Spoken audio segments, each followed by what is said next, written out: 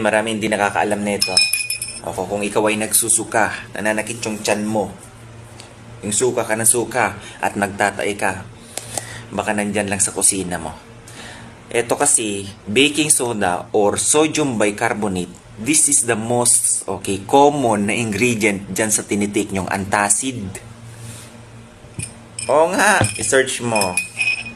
So, paano gagawin? Kumuha ka ng maligamgam na tubig. Kuha ka ng baking soda. Kung wala kang panukat, kasi ang pinag-uusapan, teaspoon, gamitin mo yung ng kutsara. Kuha ka ng half, lagay mo dito.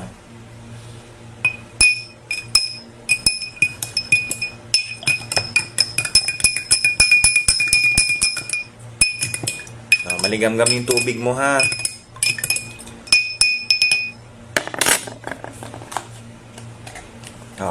Tapos yan ang inumin mo.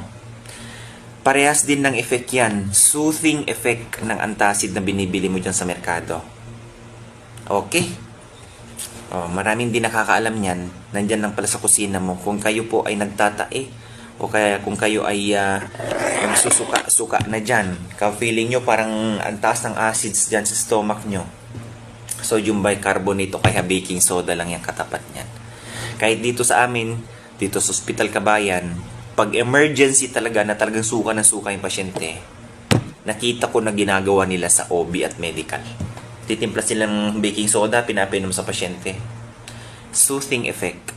Nakaka-relieve, kabayan. Okay?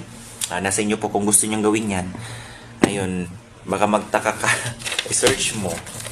What's the main component or ingredient of antacid? Sasabihin sa'yo niyan. Basahin mo sa likod ng antacid mo, sodium bicarbonate. Okay? God bless everyone. Bye-bye.